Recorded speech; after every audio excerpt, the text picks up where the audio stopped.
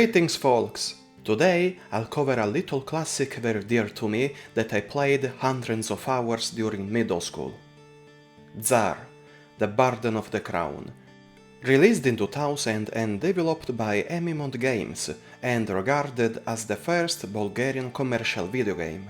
At the time I wasn't much into strategic games and the first one I played was the great Lords of the Realm 2 when I was at elementary school.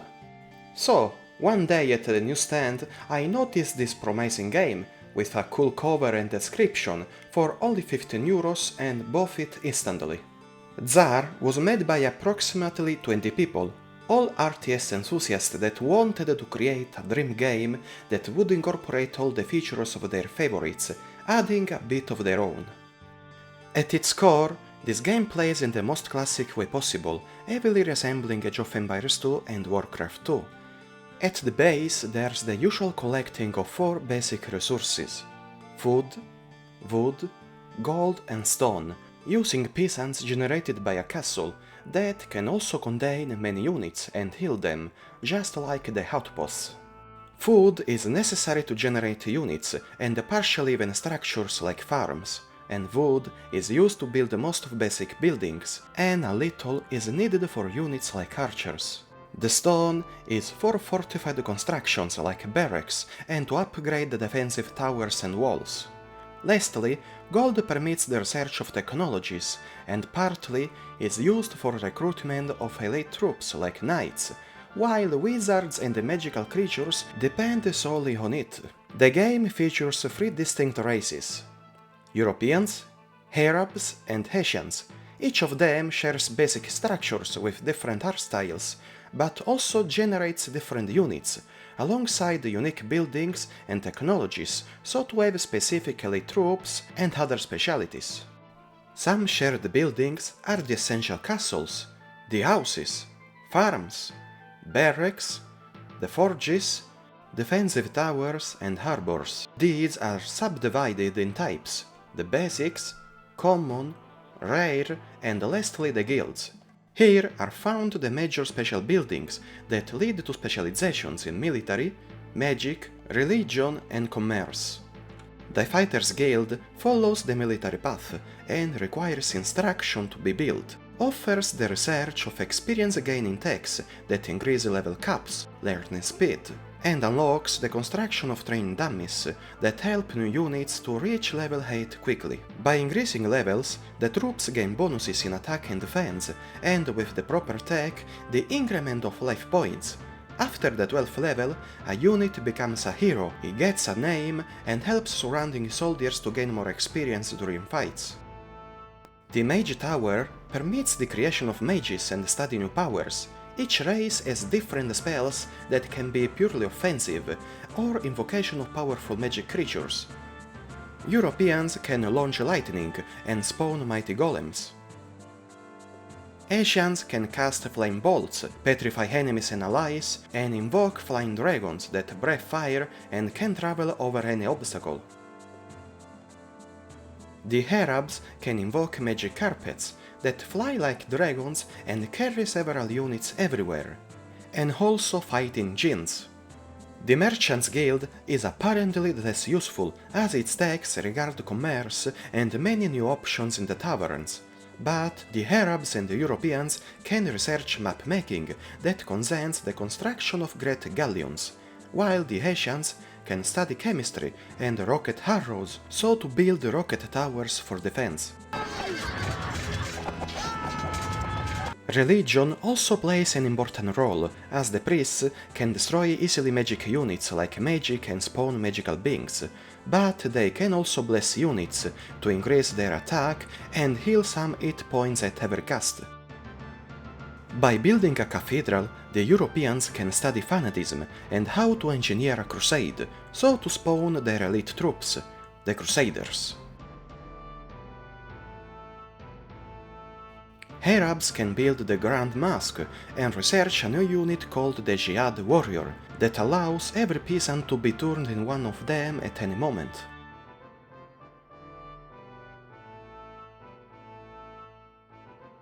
Asians need to research Buddhism, so to construct a Shaolin large temple, and then the monastery, to recruit the monks that can become Asian priests, that attack in melee using stylish kung fu moves.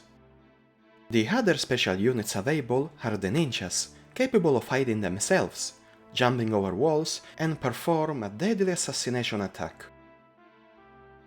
As we can see, the game really tries to be balanced in terms of races and their uniqueness, proposing different tech trees and base units, elite troops and special buildings, but what more determines the success in a skirmish is the right planning.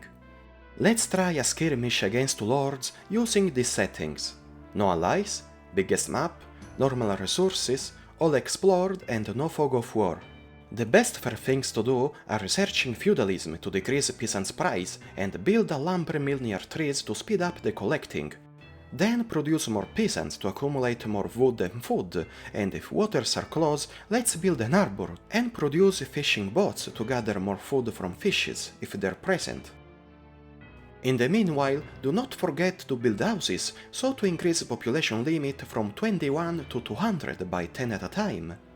A good aspect of this game is that inactive peasants will automatically work when they're near an employed one and start to imitate him after some seconds. It's vital to study the surroundings and place buildings that speed up the transportation of specific goods, like deposits near stone and gold mines, that are not infinite unless we're playing in deathmatch mode. A good move is to mine distant minerals as soon as possible, because the enemy AI will do the same as their deposits are depleted, and after a while will start to spawn the first soldiers to defend and attack. The enemies will be often a move or two ahead of us, and before we notice, they'll become a real menace. The damn AI in Tzar can be freaking challenging and unbalanced, and once it starts to generate soldiers, it begins after a while to send continuous lines of units to attack. So, it's important to edify defensive towers near strategic points, and why not, some outposts that heal in their units and other barracks. Remember to build soon a blacksmith and research techs that increase defense and attacks, but also the plate armor necessary for the European knights, alongside a stable. Besides, all types of units in Tzar have advantages and disadvantages with each other. For example, pikemen are deadly against mounted units and resist arrows, but are weak against footmen. All bonuses and weaknesses are listed in the game manual, and it's important to know them all. Building a fighter's guild can be determinant, and unlocking the training dummies helps to assemble a solid army. If gold and stones are abundant, let's follow the religious and magic paths. Being able to create more special units helps immensely, but never underestimate the opposing AI, that at normal difficulty will be pretty unfair, and can easily overcome our assaults if we do not also generate efficient catapults. One of the biggest issues of Tzar that even the fiercest fans denounce is the goddamn pathfinding. Units get often stuck in trees and other obstacles, and in the case of bigger units like ballistas and catapults, the situation gets worse and we need to babysit small groups. Even worse, there are formations and every soldier proceeds with personal speed. This forces to organize different groups and move them separately. Luckily, we can assign a number so to call them quickly, but it's unnerving that the faster units cannot adequate to slower ones, and if we add the horrible pathfinding, well, fuck. Besides, there's a limit of only 50 selectable units at a time, and this really bugs me even more. Skirmishes can be funny to play, and sometimes winning against allied enemies is an epic feat that requires many hours of gameplay. But Tzar offers a great campaign to experience. The story told in the campaign is pretty classic with simple tropes. The young Arthur is living in a peaceful village with his uncle Brian, and during one hard working day he is called urgently to return home that he finds in flames, and soon his uncle gets killed by red soldiers.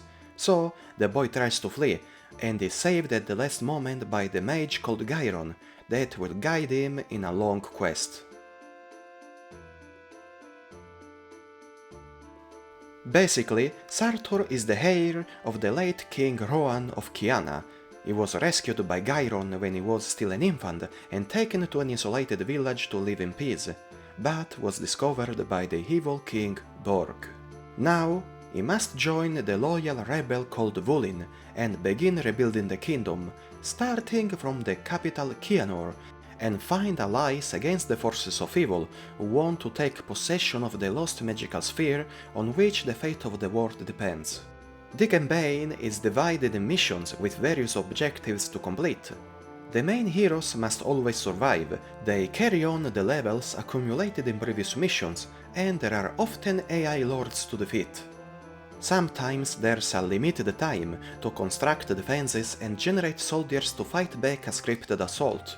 Other times we must reach certain places to trigger events, kill a particular character, and in a unique case there's a stealth mission in which we must control a spy that can take the enemy appearance so to steal a magic item. But there are several enemy spies patrolling the area that can detect our camouflage. There are in total 20 missions. One of them is optional and accessible by a specific event during Mission 6. The overall challenge of the campaign can be very high, and even though the story seems banal, I liked it a lot, because the missions are quite varied and take in every corner of the world created by the authors. Graphically, the game looks very nice. The different art styles of all buildings are inspired. The sprite animations of every soldier and creature are very well made. I played it using the Tzar HD mod that permits resolutions up to 920 by 1200, but I had two small problems.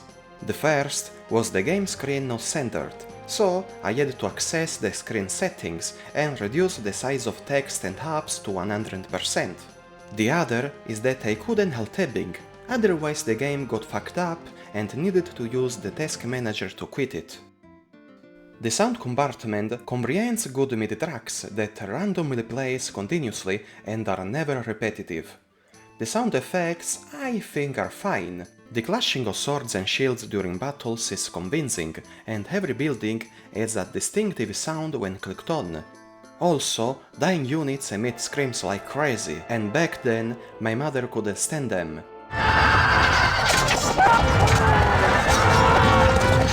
She always got mad at me all the time. Another interesting feat is the presence of a powerful level editor that permits the creations of maps full of everything the game has to offer, even set the consented text and the use of scripts, so to create campaign-like missions full of events and dialogues. There's an extended guide to follow. Playing Tzar today is still fun, even though the pathfinding and the lack of formations can be a huge nuisance. It looks and sounds very good. The free races are varied, the skirmishes can become engaging, and the included campaign is a great challenge. Again, a warm thanks to all viewers, hoping I aroused interest in those still ignorant of this classic. And see you in the next entry.